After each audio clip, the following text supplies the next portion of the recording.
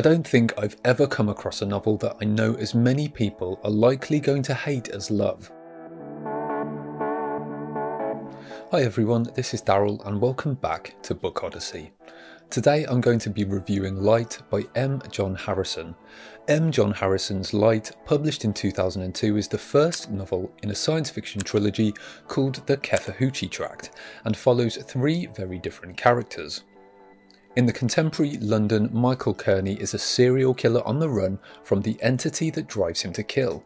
He is seeking escape in a future that doesn't yet exist, a quantum world that he and his physicist partner hope to access through a breach of time and space itself. In this future, in the year 2400, Seria Mao has already sacrificed her body to merge into the systems of her starship, the White Cat. But the post-human K-ship captain has gone rogue, pirating the galaxy while playing cat and mouse with the authorities who made her what she is. In this same future, Ed Chinese, a drifter and adventurer once crazy for life, finds himself on New Venusport, addicted to the bizarre alternative realities found in the tanks, and in debt to all the wrong people. Haunting them is the mysterious creature known as the Shranda, which takes many different forms, and three clues left on an asteroid under an ocean of light known as the Kathreen Tract. Those clues are a deserted spaceship, a pair of bone dice, and a human skeleton. Light.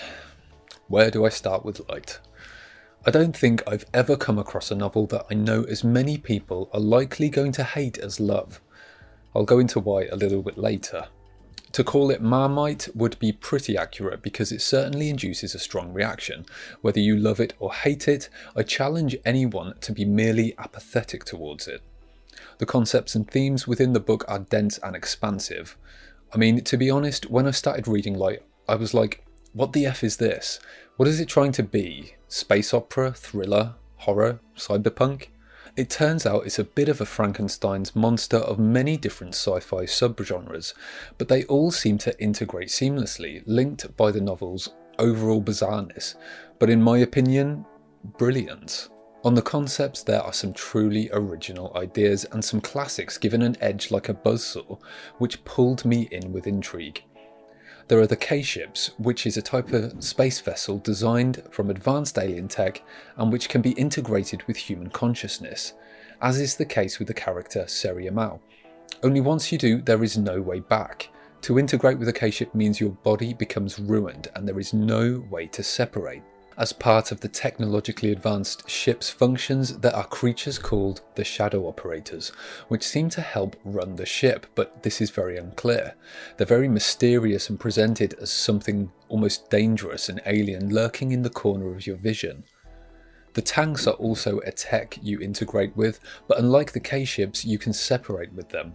The tanks allow you to live an alternative life through a virtually constructed reality, something that for obvious reasons can be highly addictive. Then there's the Kathreen Tract itself, which is a space-time anomaly described as a singularity without an event horizon, an object of wonderment and awe that has been the ruin of many civilizations attempting to decode its mysteries. It's a place where the rules of physics break down, or get remade, or cease to make any sense to the intelligent species who have been pondering its mysteries for eons. Light is densely written and packs a lot of punch for a book that's just over 300 pages long. The writing style Harrison uses is what I call low expo, which basically means low exposition or explainy parts. You know, those paragraphs that tell you what certain things are, places, concepts, people's backstories. In Light, there is almost no exposition, and everything you take away from the story has to be worked at just that little bit extra. Often you need to use the context to determine what certain things are and pick up on the clues Harrison casually drops throughout the narrative. I think this is where a lot of people don't get on with Light, but to understand the no expo prose style you have to understand a bit more about the author. Harrison, as well as a writer, is also a science fiction critic who, according to a New Science article, for years his baffling, difficult, frustrating fiction has been sending up and trolling the sci-fi genre for the infantile escapism it can be. Writer of the Culture series in M. Banks, called Light a novel of full spectrum literary dominance of and about the highest order. And if it's good enough for Banks, it's good enough for me. Harrison doesn't set out to simply tell a story of the fiction we call science. He sets out to create a literary event, and as with a lot of literary fiction, in my opinion, in the end, you can end up scratching your head when it doesn't deliver the same type of payoff you usually get from your reading. I've also read some criticism that this book doesn't have well-rounded characters, and I disagree completely. But again, what Harrison doesn't do is hand their stories to you for free. Somewhat annoyingly, especially if you're a bit of a lazy reader, you have to start reading between the lines to understand things like motive and backstory. The characters are complex, and what's for certain is that Harrison does not make it easy for you to like them. Some of the things they do make them seem like pretty terrible people, to be honest, especially the serial killer. I mean, who sets up a serial killer as a protagonist and then proceeds to attempt to persuade the reader that he's not all that bad? And Harrison actually manages it to some degree. Brilliant.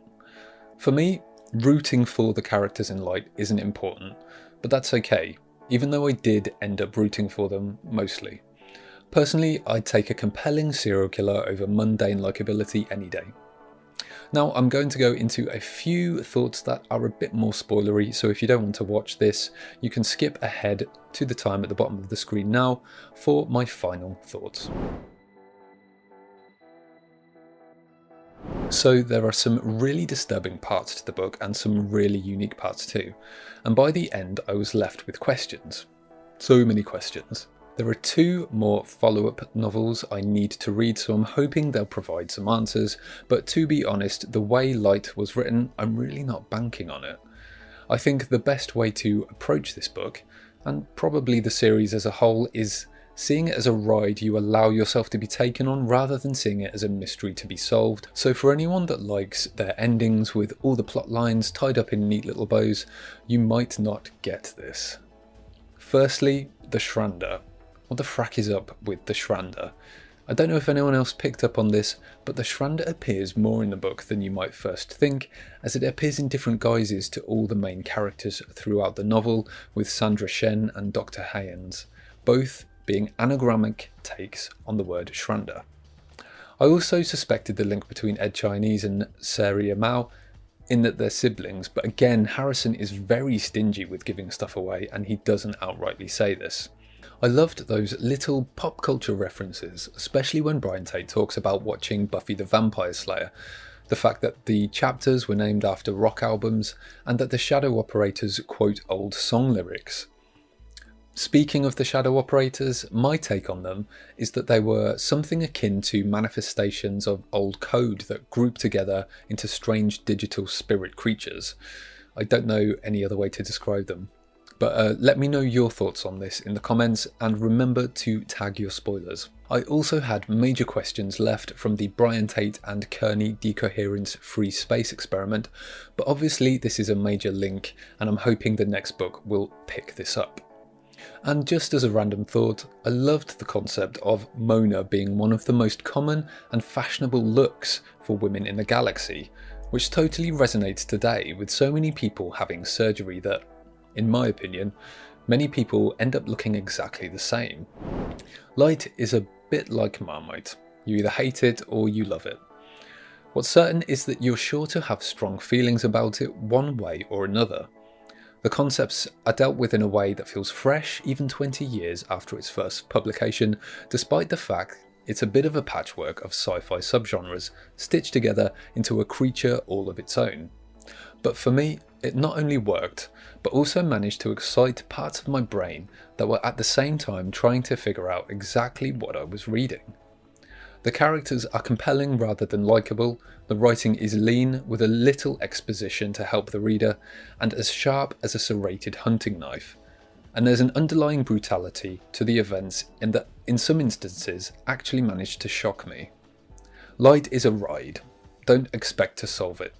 Let yourself be pulled along and punched repeatedly in the face by the force of it. With that in mind, I gave Light 5 stars out of 5.